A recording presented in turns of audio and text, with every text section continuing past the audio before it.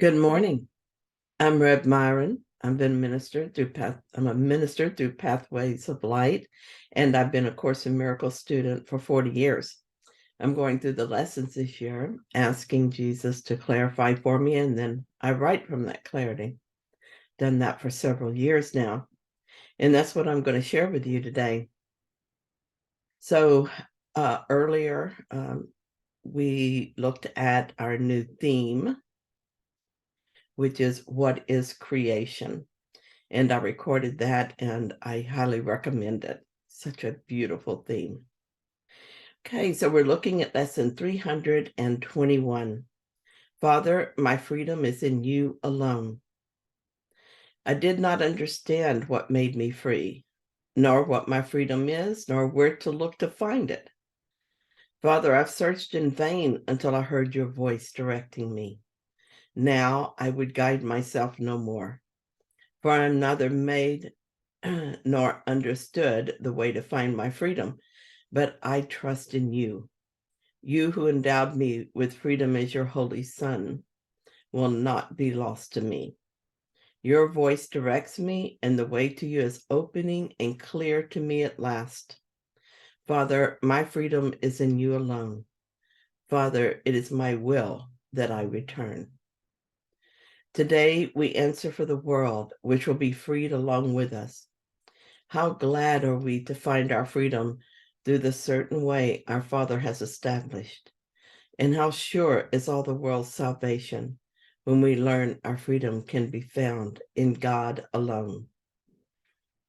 I've certainly found this to be true, and it's a common idea repeated many times in many ways throughout the course. We typically begin by believing we can find our own way to salvation through what we learn in the world. When that fails us entirely, we give up our way and desire help. This is typically when A Course in Miracles or some other non-dual teaching shows up in our life. It was A Course in Miracles for me, and it helped me to purify my thoughts so that I could see what was always within me, but obstructed up until now.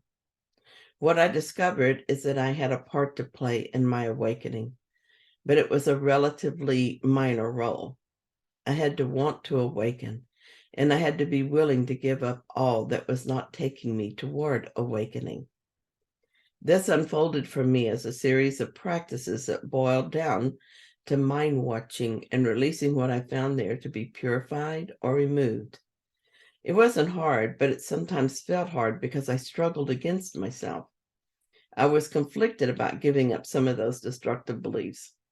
Once I made a decision, though, it was taken care of for me. There is so much I don't remember, so much I don't understand. Fortunately, reality doesn't depend on my understanding. As well, I don't need to understand reality in order to return to it. I've been given the Holy Spirit, the light of truth, to guide me. People, particularly new students, often ask me how to hear the Holy Spirit and what it sounds like to me. I don't hear an audible voice, but I know someone who does. But for me, it comes in more than one way. Especially in the beginning, it came as thoughts. For instance, I would read the lesson and ask for clarity. Then I would start writing whatever came into my mind. I go back over those early entries in my journal. I'm amazed at some of those writings. They contain wisdom that was not mine at that time. It wasn't consistent at first. I would ask for words of advice, and sometimes I would get it wrong. Eventually, I realized that the reason for this confusion was that I had preferred an answer in my mind. The Holy Spirit can't give me something new if I think I already know. But those times were not wasted. Just trying to hear the voice strengthened my ability to do so. You could think of it as lifting weights to build muscle. When you first begin, you will not be able to lift too much. And when you try to add weight, you might not do well. However, each time you try, you get stronger. This is the way it works with developing the ability to hear the Holy Spirit too. Another way I hear him is through feelings. An example would be if I was anxious about a situation and asked the Holy Spirit to heal my mind. I might receive true thoughts that led me to another way to see things. Sometimes, though, I would just go from anxiety to peace. It would be like I was smothering in darkness and suddenly someone shone a bright light. The darkness was just gone.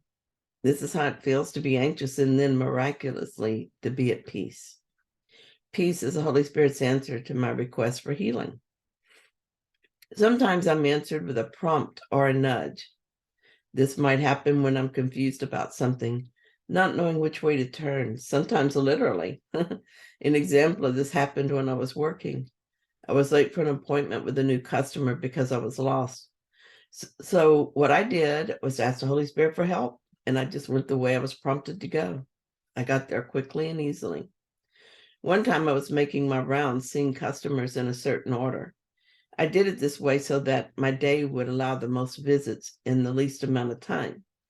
Suddenly, I felt strongly that I should visit a certain customer. It was possible, but it was very much out of the way. However, I'd learned to pay attention to those nudges. It turned out the customer really needed my help, and I was Johnny on the spot. I've had many such prompts, some asked for and some occurring simply because my mind is open to them. There are many ways to receive an answer. I know people who receive visions and some who get their answers in colors that are meaningful to them. Lots of people, myself included, will ask for an answer and receive it later through a book they read or a show they watch. The Holy Spirit wants to communicate with us and will do so in a way that we can recognize. All we need to do is ask with an open mind and pay attention to the answer.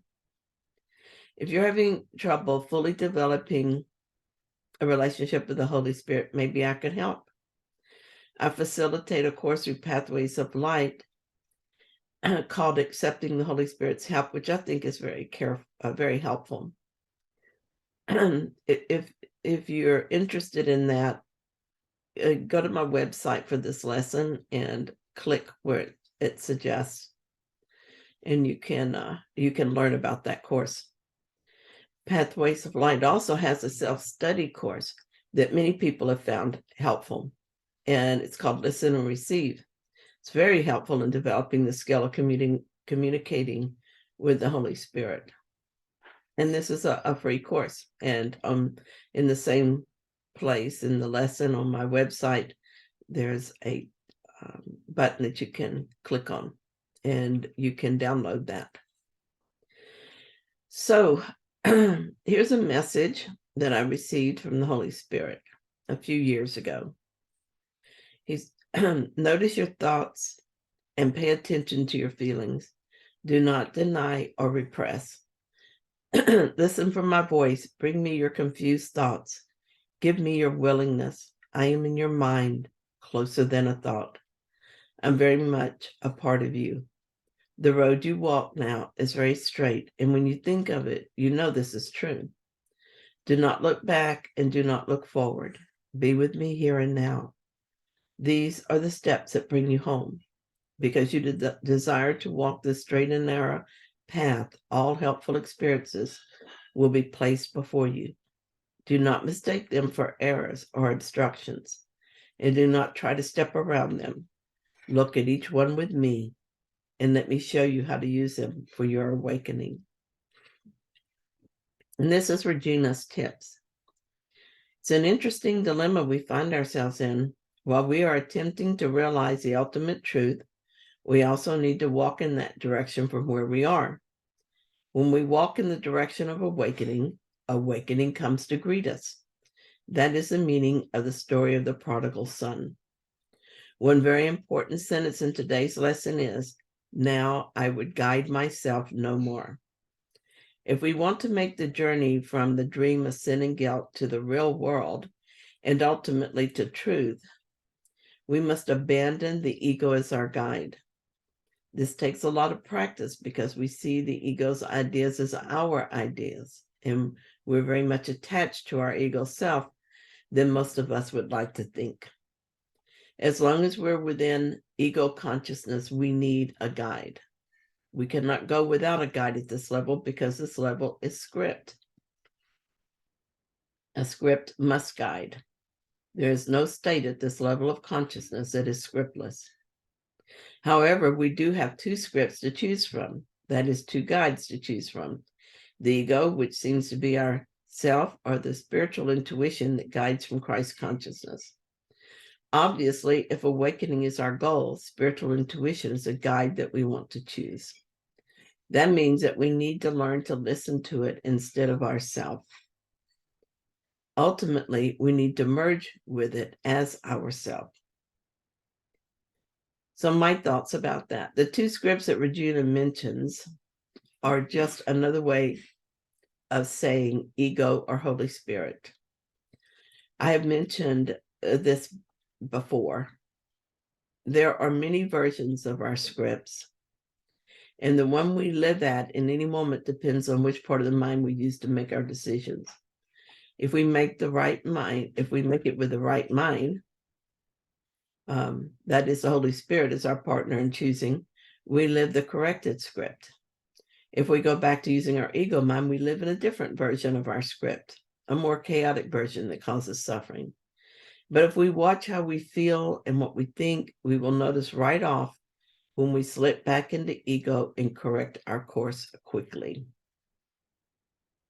So thank you so much for being here with me with this lesson. And if you found it helpful, then please like it. And if you haven't yet, please subscribe. And I'll be back tomorrow with another lesson.